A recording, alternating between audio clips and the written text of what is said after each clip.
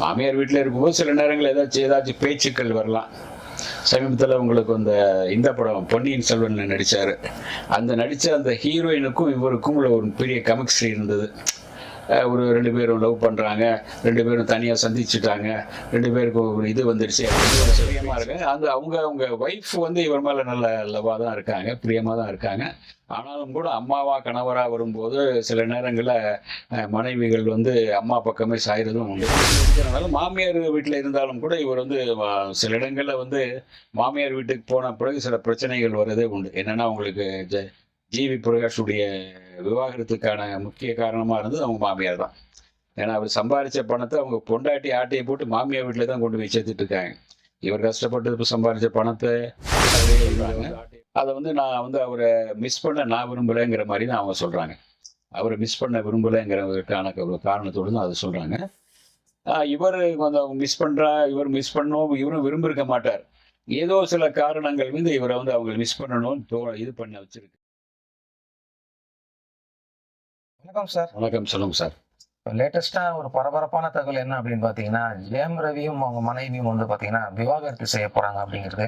இதுல எந்த அளவுக்கு உண்மைத்தன்மை இருக்கு சார்? இதுல ஏறக்குறைய உண்மை இருக்கு. 2 பேர் அவரு அப்ளை பண்ணிட்டாரு, ஜெயம் ரவி அப்ளை பண்ணிட்டாரு. அவங்க அவங்க இன்னும் அப்ளை பண்ணல. அவர் ஒரு 2 நாள் முன்னாடி தான் அவருடைய விவாகரத்துக்கான இதை அப்ளை பண்ணியிருக்காரு. அநேகமாக இன்னும் ஒரு வாரத்தில் அந்த விஷயங்கள் மீடியாக்குள்ளே வரலாம். அது வேற வரலாம் மீடியாக்குள்ளே. அவங்க தரப்பில் இன்னும் தரல. அநேகமாக அவங்களும் ஒரு வாரத்திலேயே ஒரு அடுத்த மாதமோ அவங்க என்ன முடிவு பண்ணி கொடுக்கலாம். அதுக்கு பிறகு இவங்க எந்த அளவுக்கு உங்களை நல்ல புரிதலோடு தான் இருக்காங்க. ஆரம்பத்துலேருந்து ஒரு கல்யாணம் பண்ணிட்டாங்க, நல்ல சந்தோஷமாக தான் இருந்தாங்க. 2 குழந்தைங்க இருக்குது, நல்ல அழகான 2 குழந்தைங்க இருக்குது. அழகாக தான் வாழ்க்கை ஓடிட்டு இருந்தது. இப்போ ஏன் இதுக்கான விவாகரத்துக்கு என்ன காரணம்? திடீர்னு ஏன் ஜெயம் ரவி அந்த முடிவு எடுத்தாருன்னு தெரியல. அதுக்கான காரணங்கள் அவங்க தரப்புலேருந்து பெருசாக இன்னும் வெளியே வரல. இது போக போக சில விஷயங்கள் கொஞ்சம் போக போக தான் அவங்களுக்கு அதை பல ஆட்கள் மூலமாக வெளியே வரும். இனிமேல் இதுக்கான விஷயங்களும் வெளியே வரலாம். அதே மாதிரி ஆர்த்தி தரப்புலேருந்து அவங்கள இன்னும் ஒன்று இது பண்ணல, விவாகரத்துக்கான இதை இன்னும் அப்ளை பண்ணல. அநேகமாக அவங்களும் பண்ணுவாங்க. அவங்க தரப்புலையும் அது அவங்களுடைய என்ன கோரிக்கை அல்லது என்ன எதுக்காக இது பிரிதல் என்ன அப்படின்னு இனிமேல் தான் விஷயம் வரணும். ஆனால் அவர் பிரிய போகிறதுங்கிறது உண்மையான ஒரு சம்பவம் தான். அதுக்கான நோட்டீஸ்லாம் இது கொடுத்தாச்சு, அப்ளை பண்ணிட்டாச்சு. ஆரம்ப காலங்களில் பாத்தீங்கன்னா ஜெயம் ரவி அவங்க அப்பா அம்மா கூட இருந்தாரு. அதுக்கப்புறமா செப்பரேட் ஆகி அவங்க மாமியார் வீட்டுக்கு வந்துட்டாங்க. இதுவும் ஒரு காரணம் சொல்லப்படுது அப்படிங்க சார்? ஆமாம், மாமியார் வீட்டில் வந்த பிறகு கொஞ்சம் அப்படியே மருமகனுக்கான ஒரு இது. அதே சமயத்தில் அப்பா கூட கொஞ்சம் டச்சில் தான் இருந்தார். அப்பா கூட எல்லா வகையிலும் கொஞ்சம் அவங்களை கதை கேட்குறது, அவருடைய அண்ணன் அப்பா இவங்கெல்லாம் அந்த கதை கேட்குறதுல கொஞ்சம் இவருக்கு இவர் தான் அங்கே கதை ஒரு கட்டத்தில் அவங்க அப்பா தான் அதிகமாக கதை கேட்டுட்டு இருந்தார், அவருடைய கதைகள். அதுக்கு பிறகு இவருடைய அண்ணன் கேட்டார். ஏன்னா இவருக்கான ஒரு நல்ல கதைகள் அவர் கொஞ்சம் சூஸ் பண்ணணும், சக்ஸஸ் பண்ணணும் அப்படிங்கிற ஒரு எதிர்பார்ப்பு அவங்ககிட்ட இருக்கு இல்லையா? அதனால் அவங்க அப்பா சில கதைகள் கேட்டு அவர் கேட்டார்னா கொஞ்சம் கரெக்டாக சொல்லுவார்.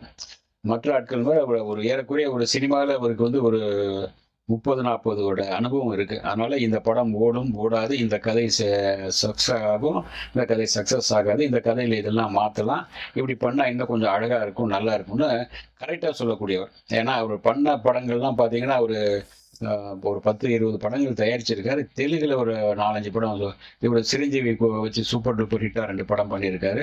இன்னும் பல தெலுங்குல நிறைய படம் பண்ணியிருக்காரு. தெலுங்குலேருந்து நிறைய படங்களை இங்கே மொழி மாற்றம் பண்ணது அவர் தான் அதிகமாக. 90களில் அதிகமான படங்கள் மொழி மாற்றம் பண்ணி தெலுங்குலேருந்து ரிலீஸ் பண்ணியிருப்பார்.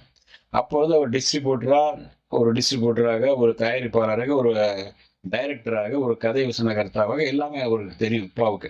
இந்த சினிமாவுக்குள்ள எடிட்டராக இருக்கிற பட்சத்தில் அவங்களுக்கு எடிட்டருக்குரிய தன்மைகள் நல்லா இருக்கு இல்லையா?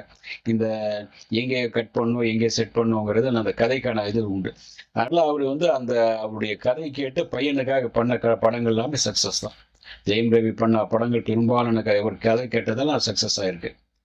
1-2 படங்கள் கொஞ்சம் லேசாக கொஞ்சம் மாறி இருக்கும். ஆனாலும் கூட அது ஓரளவு கொஞ்சம் கமர்ஷியலாக போயிருக்கோம். பெருசாக ரொம்ப பெரிய போனதெல்லாம் சில படங்கள் உண்டு. தனி ஒருவன், இன்னும் உங்களுக்கு நிறைய படங்கள் இருக்கு. ஒரே நேரத்தில் ஒரு 2 வருஷம் முன்னாடி பார்த்தீங்கன்னா ஹாட்ரிக் அடிச்சிருந்தார்.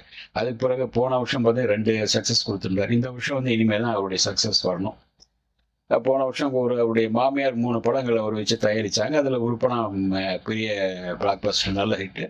இப்போ சைரன், கடைசியாக வந்த சைரன் வந்து பெரிய அளவில் இல்லை, இருந்தாலும் கூட அது ஓகே, கொஞ்சம் கை கடிக்கல, அது ஓகே போயிடுச்சு. அதான் மாமியார் வீட்டில் இருக்கிறனால, மாமியார் வீட்டில் இருந்தாலும் கூட இவர் வந்து சில இடங்களில் வந்து மாமியார் வீட்டுக்கு போன பிறகு சில பிரச்சனைகள் வரதே உண்டு. என்னென்னா, அவங்களுக்கு ஜிவி பிரகாஷுடைய விவாகரத்துக்கான முக்கிய காரணமாக இருந்தது அவங்க மாமியார் தான். ஏன்னா அவர் சம்பாதிச்ச பணத்தை அவங்க பொண்டாட்டி ஆட்டையை போட்டு மாமியார் வீட்டில் தான் கொண்டு போய் சேர்த்துட்டு இருக்காங்க.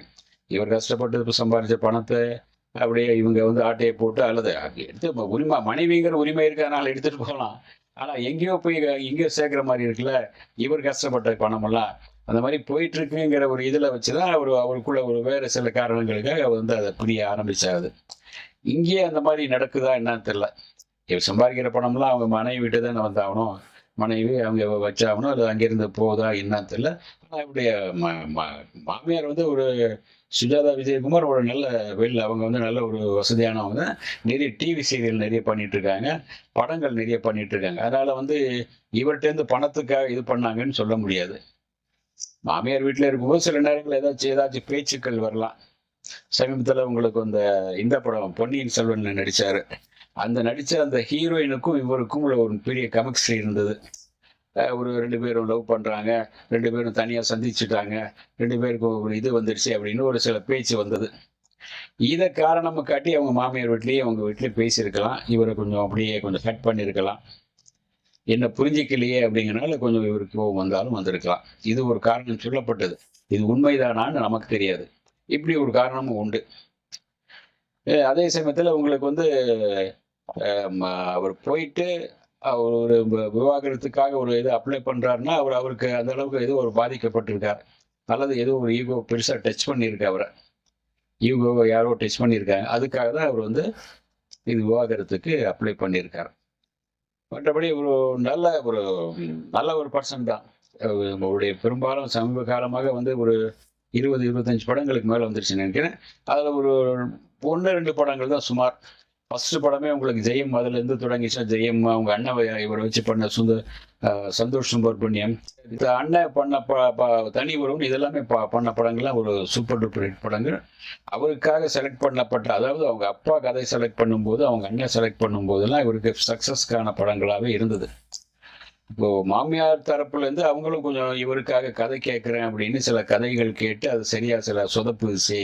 சில படங்கள் சரியா அவங்க தயாரித்த 3 படங்களே 2 படம் பெருசாக போகலை. அது காரணம் அவங்களே தான் அந்த கதை கேட்டு இவங்க ஓகே பண்ணது. சரி, மாமியார் ஓகே பண்ண கதை சரி, அவங்களும் பிடிச்சிருக்கு போட்டு இவரும் நடிச்சார். அது பெருசாக போகல. இந்த ஒரு நெருடலும் இருக்கலாம். தனக்கான கதைகள் கேட்டு ஒரு சொதப்பலான கதைகள் கேட்கும்போது அது ஒரு பெருசாக போகலைன்னா இவரு தானே பாதிக்கும், இவருடைய லைஃப் தானே பாதிக்கும், ஒரு கேரியர் வந்து பெருசாக பாதிக்கும். அதை கொஞ்சம் ஒரு மைண்டில் வச்சுக்கலாம். ஏன்னா அதுவும் கொஞ்சம் அப்படி சொல்லப்படுது. அது நிஜம்தானா அப்படிங்கிறத விசாரிக்கும் போது ஒரு சிலர் அப்படி சொல்கிறாங்க. ஆனாலும் கூட ஒரு பெண் கொடுத்ததுனால ஒரு மாமியார் வீட்டில் இருக்கிறதுனால இந்த மாதிரி இதுகள்லாம் இருக்குது. இதை தாண்டி வரணும் அப்படின்னா நீங்கள் தனியாக வெளியே வந்தால் தான் உண்டு அப்படின்னு நினைக்கிறாரோ என்னன்னு தெரியல, நினைக்கலாம். ஆனால் 2 குழந்தைங்க இருக்குது. அந்த குழந்தைகளை இவர் தான் வளர்த்தாலும் வளர்க்கலாம். ஏன்னா அவருடைய 2 பேரும் நல்லா பாசத்தோடு அப்பா கிட்ட பாசமாக இருக்காங்க. அப்பாவும் அவர் மேலே ரொம்ப பிரியமாக இருக்கார், பசங்க மேலே. அம்மாவும் நல்ல பிரியமாக இருக்காங்க. அவங்க ஒய்ஃப் வந்து இவர் மேலே நல்ல லவ்வாக தான் இருக்காங்க, பிரியமாக தான் இருக்காங்க. ஆனாலும் கூட அம்மாவா கணவராக வரும்போது சில நேரங்களில் மனைவிகள் வந்து அம்மா பக்கமே சாயறதும் உண்டு. ஏன்னா இவருக்கும் அதே மாதிரி அம்மா பக்கம் அவங்க சாயலாம். அம்மா தரப்பில் எது சொல்கிறது கொஞ்சம் கேளுங்களேன்னு சொன்னாலே, அதாவது இவருடைய இமேஜ், அதாவது இவருடைய இதை இது பண்ண கிள்ளி விடுறது தானே, அதை கொஞ்சம் ஒரு டேமேஜ் பண்ணுற மாதிரி தான், அதை கொஞ்சம் ஒரு அவமானப்படுத்துகிற மாதிரி ஒரு விஷயமா போயிடும். அதனால் அதுவும் ஒரு யோசிக்கலாம். அந்த மாதிரியும் சில பல தரப்பில் யோசிக்கலாம். ஏன்னா வந்து ஒரு பரபரப்பாக போயிட்டு இருக்கிற ஒரு ஹீரோ, அவருக்கு வந்து இந்த மாதிரி சில சின்ன நெருடல்கள், சின்ன நெருக்கடிகள், சின்ன அந்த வாக்குவாதங்கள் வரும்போது அது உங்களுக்கு வந்து அவருடைய எடுத்துக்கிட்ட அந்த இதில் வந்து நிம்மதியாக கரெக்டாக ட்ராவல் பண்ண முடியாது. இதுக்கெல்லாம் ஒரு பாதிப்பு ஏற்படும்ங்கிறனால அவர் வந்து இதை வந்து தவிர்க்க பார்க்குறாரா என்னன்னு தெரியல. அநேகமாக அதுக்கான காரணங்கள் இன்னும் கூடிய சீக்கிரத்தில் வரலாம்.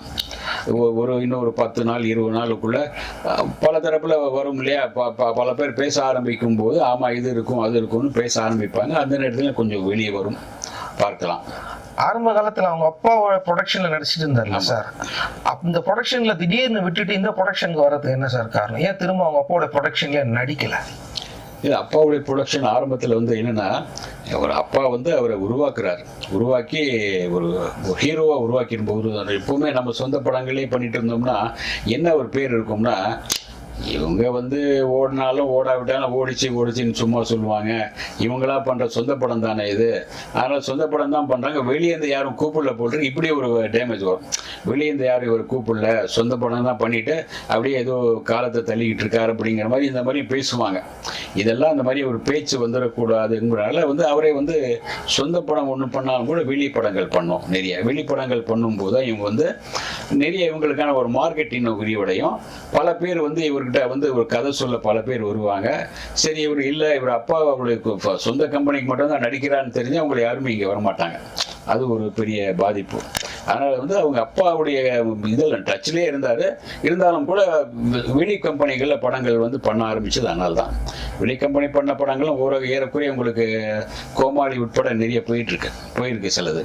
ஏன்னா வெளி கம்பெனி வரும்போது தான் உங்களுடைய ஒரு மார்க்கெட் வேல்யூ தெரியும். நமக்கு இவ்வளோ மார்க்கெட் இருக்குது, நமக்கு இவ்வளோ போயிருக்கு அப்படின்னு. ஏன்னா அப்பா பண்ணும்போது நல்லா பண்ணியிருக்கேன்னு போயிடலாம். ஏன்னா அவங்களுடைய பப்ளிசிட்டியில் தூக்கிட்டு போயிடலாம். வெளியே பண்ணும்போது தான் அவங்களுக்கு அவருடைய பிஸ்னஸ் வேல்யூ என்ன, இவருக்கான சம்பள வேல்யூ என்ன அப்படி என்னெல்லாம் தெரியும், விஷயங்கள்லாம் தெரியும். அதனால் பெரும்பாலான நாட்கள் வெளியே பண்ணும்போது தான் வெளிப்படையா இந்த கதை நல்லா இருக்கு நல்லா இல்லைன்னு இவங்களும் கருத்து சொல்ல முடியும், அதை மாற்றுங்கன்னு சொல்ல முடியும், அந்த டைரக்டர் சரியா பண்ணலை அப்படிங்கிறது சொல்ல முடியும். அதனால உங்களுக்கு வெளி கம்பெனிகளை பண்றது நல்லதுதான். அதாவது ஜி பிரகாஷ்குமார் சொன்னார்ல சார், எனக்கு ப்ரொஃபஷனலா நான் கொஞ்சம் முன்னாடி போகணும்னு நினைக்கிறேன், அதனால நான் ஒரு கேப் விட்டுக்கிறேன் அப்படின்னு சொல்றாரு. அதே மாதிரி தான் ஜெயம் ரவி தான் சுத்தி பாத்தீங்கன்னா அந்த இடத்துல தான் நிற்கும். இப்ப இதுக்கும் ஒத்து போகுது அப்படின்றீங்களா?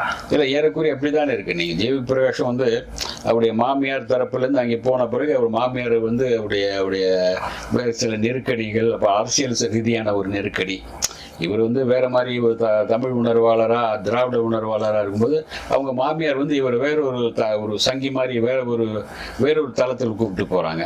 அது ஒண்ணு. அதை தாண்டி இவர் மாமியார் பக்கமே மனைவி சாஞ்சிக்கிட்டு இங்கிருந்து சம்பாதிக்கிற பணம் உட்பட எல்லாம் அங்கே போயிட்டு இருக்கும்போது அது ஒரு இது. அப்புறம் இதுக்காக நீங்க இரவும் பகலா மனக்கெட்டு நம்முடைய விஷயங்கள் எல்லாமே கொஞ்சம் சரியா வரல, கொஞ்சம் கரியர் கொஞ்சம் ஆடிடுச்சு. ஆமா, அது கரியர் கொஞ்சம் ஆடிடுச்சு. நம்ம சம்பாரிச்சதெல்லாம் எங்கோ போகுது அப்படிங்கிற மாதிரி அது ஒரு இதெல்லாம் இருக்கு இல்லையா. அதனால கொஞ்சம் நிதானிச்சு யோசிச்சு மறுபடியும் கொஞ்சம் பார்ப்போம், அப்புறம் பார்க்கலாம் அப்படிங்கிற அந்த மாதிரி இதுதான் அது. படங்கள் மேல கொஞ்சம் கான்சென்ட்ரேஷன் பண்ணணும்னு ஆரம்பிக்கிறாரு. இன்னும் பெரிய பெரிய ப்ராஜெக்ட் எல்லாம் பண்ணணும். இது வெளியே பண்ணணும். ஏன்னா இவருக்கும் அதே மாதிரி உங்களுக்கு அவருடைய அண்ணன் கூட நிறைய ப்ராஜெக்ட் இருக்கு, வெளியிருந்து நிறைய வருது. இதெல்லாம் கேட்டு பண்றது உங்களுக்கு ஒரு பொறுமை, அதே சமயத்தில் ஒரு மைண்டு கொஞ்சம் ரிலாக்ஸா இருக்கணும். கொஞ்சம் இந்த பிரச்சனைகள் நெருடல்கள்லாம் இருந்துச்சுன்னா அவங்களுக்கு ஒன்றும் பண்ண முடியாது. இதை தாண்டி வரணும். ஃபேமிலிங்கிறது எப்பவுமே பிரச்சனை இல்லாமல் அமைதியாக இருந்துச்சுன்னா அவங்களுக்கு அந்த ஓடிட்டே இருக்கும். ஏன்னா அவங்களும் ஒரு ஆதரவாக இருப்பாங்க. அது நம்முடைய ஒரே அலைவரிசையில் இருக்கும் பட்சத்தில் நல்லா இருக்கும். அது ஒரு அலைவரிசையில் இடையில கொஞ்சம் மாறும்போது இது இந்த மாதிரி நெருடல்கள், இந்த மாதிரி ஒரு சின்ன மோதல்கள், சின்ன ஒரு மனக்கசப்புகள்லாம் வர ஆரம்பிச்சிடும். இதுலேருந்து நம்ம ரிலாக்ஸ் ஆகிட்டு வெளியே வரணும்னு பார்க்குறான்னு நினைக்கிறேன். ஆனா ஜெயம் ரவி தூரத்துல இருந்து பார்க்கும்போது அவங்க ஒரு நல்ல தம்பதிகள் அந்த மாதிரி தான் எல்லாருக்குமே தெரிஞ்சுது. எனக்கே பர்சனலா ஜெயம் ரவி ரொம்ப பிடிக்கும். அந்த அளவுக்கு திமிர்த்தனம் இல்லாத ஒரு நல்ல மனுஷனா தான் தெரிஞ்சாரு. இப்போ இவர் இது மாதிரி எடுக்கிறாருங்கிறது நம்மளால நம்பவே முடியலையே. யார் முதல்ல இதை அணுகுனது அப்படின்னு? இல்லை, முதல்ல இவங்க தான் பண்ணியிருக்காரு. இவர் தரப்புல தான் போயிருக்காங்க. முதல்ல போயிட்டு வக்கீல்கிட்ட இது பண்ணியிருக்காங்க. அவங்க தரப்புல இன்னும் பண்ணல. ஏன்னா ஒரு மனமொத்த தம்பதியாக நல்ல ஒரு இதாக தான் இருந்தாங்க, சந்தோஷமாக நல்ல மகிழ்ச்சியோடு தான் இருந்தாங்க. அது என்ன காரணம்ங்கிறது பெருசாக இன்னும் வெளியே வரல, ஒரு சரியான காரணம் வரல இதுக்காக தான் அப்படின்னு. ஏன்னா அவங்களும் சொல்ல மாட்டாங்க.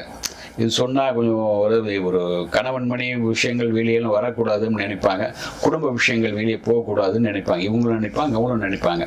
அதில் முடிஞ்ச வரைக்கும் கொஞ்சம் மூடி வச்சுட்டு இவங்க 2 பேரையும் ஒன்றா சேர்த்து மறுபடியும் ஒன்றா சேர்ந்து வாழக்கூடிய சூழ்நிலை உருவாக்கும் ஒன்று 2 பக்கமும் யோசிப்பாங்க. அதுதான் இப்போ நாமளும் யோசிக்கிறது, இப்போ நல்லா இருக்கட்டுமே, மறுபடியும் அவங்க சேர்ந்து வாழ்ந்தால் தான் நல்லது அப்படின்னு நாம நினைக்கலாம். ஏன்னா குழந்தைகள் இருக்காங்க, அதை இப்போ ஓரளவு தோளுக்கு வளர்ந்த அளவுக்கு குழந்தைங்க வளர்ந்தாச்சு, கொஞ்சம் 2 பசங்க.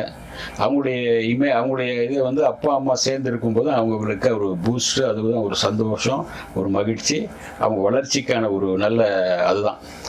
இந்த இவங்களுக்குள்ளே ஒரு புரிதல் இல்லாமல் ஒரு இது இல்லாமல் இருந்துச்சுன்னா அவங்களுக்கும் ஒரு பாதிக்கும். அதனால் இவங்க வந்து இன்னும், அதாவது நீங்கள் கோர்ட்டுக்கு போன பிறகு கூட 1 வருஷம் இது கொடுப்பாங்க, நீங்கள் சேர்ந்து வாழுறதை பற்றி யோசிங்க அப்படின்னு. அதுக்கான அந்த ரிகல்சர் தானே அது. மறுபடியும் ஒரு ஒத்திகை, மறுபடியும் பேச்சுவார்த்தை நடத்தலாம்.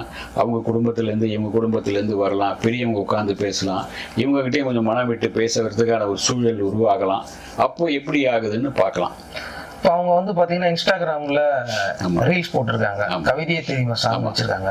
ஆனா வெளில வர சங்கதி என்னன்னா விவாகரத்து. இதை நம்ம எப்படி எடுத்துக்கலாம்? அது ஒரு ரூமர் தானா? ஆமா, காதல் அது ஒரு வாழ்க்கை, காதல் இல்லாத வாழ்க்கை. அது ஒரு வாழ்க்கை தான். அது காதல் இல்லை, அது வாழ்க்கை தான். அது காதலா நினைச்சாலும் அது வாழ்க்கை தான். வெறும் காதலா மட்டும் கடந்து போய் முடியாது, அது வாழ்க்கை தான் அப்படின்னு சொல்றாங்க. அதை வந்து நான் வந்து அவரை மிஸ் பண்ண நான் விரும்பலைங்கிற மாதிரி தான் அவங்க சொல்றாங்க. அவரை மிஸ் பண்ண விரும்பலைங்கிறதுக்கான ஒரு காரணத்தோடு தான் அதை சொல்கிறாங்க. இவர் கொஞ்சம் மிஸ் பண்ணுறா, இவர் மிஸ் பண்ணணும், இவரும் விரும்பியிருக்க மாட்டார். ஏதோ சில காரணங்கள் வந்து இவரை வந்து அவங்க மிஸ் பண்ணணும்னு இது பண்ண வச்சிருக்கு, தூண்டி இருக்கு. கோபத்திலேயே ஏதோ ஒரு ஆற்றாமையிலோ இதில் வந்திருக்கு. அது எப்படி என்னன்னு தெரியல. அது வந்து அவர் சில நேரங்களில் வெளியே வரும்போது அது வந்து சரி பெரிய விஷயமா சின்ன விஷயமா, சில நேரங்களில் இப்போ தனுஷ் மேட்டர்னாச்சு உங்களுக்கு வந்து அவரை பற்றி வெவ்வேறு விஷயங்கள் வந்ததுனால அவங்க இது பண்ணாங்க. அதே மாதிரி அவரை பற்றி அவங்கள பற்றியும் ஒரு விஷயங்கள் வரும்போது இவர் சொன்னார். அவங்க தரப்பில் அவங்க குற்றச்சாட்டு, இவங்க தரப்பில் அவங்க குற்றச்சாட்டு, அது கண்முன்னே தெரிஞ்சது. இவங்க தரப்பில் இப்போ யாரும் குற்றச்சாட்டு வைக்கல. இப்போதான் வந்து 2 நாள் ஆயிருக்கு. இப்போதான் அவர் அப்ளை பண்ணி ஒரு 2 நாள் ஆயிருக்கு. நேற்று முந்தாண்டு தான் பண்ணாங்க, அப்ளை பண்ணாங்க. நேற்று தான், 1 நாள் முன்னாடி தான் பண்ணாங்க. இன்னைக்கு வந்து அது வந்து இதாயிருக்கு. முந்தானேத்து பண்ணது முந்தானேத்து சாயந்தரம், நேற்றுலேருந்து இன்னைக்கு வரைக்கும் ஒரு 3 நாள் ஆயிருக்கு. இனிமே வந்து உங்களுக்கு வந்து அந்த விஷயங்கள் வெளியே வரும். அப்போதான் என்ன ஏதுங்கிற விஷயங்கள் தெரியும். நம்மளுடைய நோக்கம் என்ன அப்படின்னா, இந்த நியூஸ் பார்த்தாவது இதை வந்து அவங்க தவிர்த்துட்டு மீண்டும் 2 பேர் சேர்ந்து வாழணும் அப்படிங்கிறது தான். ஏன்னா நியூஸா வரும்போதே வந்து பாத்தீங்கன்னா என்ன இப்படின்னு நினைக்கிறாங்க. அது வந்து அடுத்த லெவலுக்கு போச்சுன்னா அது இதை விட இன்னும் ரசிகர்களுக்கும் ரொம்ப அதிர்ச்சியா இருக்கும். என்னடா அடுத்த நடிகர்கள் தொடர்ந்து விவாகரத்து பண்றாங்களே அப்படிங்கிற. நானும் விரும்புறோம், அவங்க அப்பாவும் அதான் விரும்புறாரு. மறுபடியும் சந்தோஷமா சேர்ந்து இருக்கட்டும், ஏன் இப்படி போயிட்டு இதாயிட்டு குடும்பத்துல ஒன்னும் ஒரு மாதிரியா இருக்கு. இதை பத்தி ஒரு வெளியே பேச நமக்கு அவருக்கு ஒரு இதா இருக்கும்ல, என்னாச்சு ஏதாச்சுன்னா அது விளக்கம் சொல்லிட்டே இருக்க வேண்டிய அது ஒரு பெரிய தர்ம சங்கடம். ஒவ்வொருத்தர் கேட்டுட்டு இருப்பாங்க, தெரிஞ்சவங்க என்ன ஏன் அப்படின்னா, நீங்க இதுக்கு விளக்கம் சொல்லி நமக்கு மாளாது. இதுதாங்க அதுதாங்க அப்படின்னு காரணம் சொல்லி ஆகணும், ஏன்னு சொல்லி ஆகணும். அதனால முடிஞ்ச அளவுக்கு அவங்க வந்து அவங்க தரப்புல வந்து இப்போ அவங்க தரப்புல வந்து ஃபோன் சுவிட்ச் ஆஃப் பண்ணி வச்சிடறாங்க, ஃபோன் எடுக்காம விட்டுறாங்க.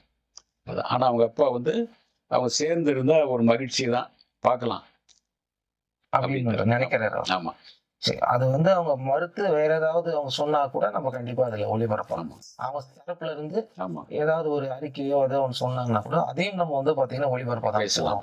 நன்றி சார், மீண்டும் சந்திக்கலாம் சார். நன்றி.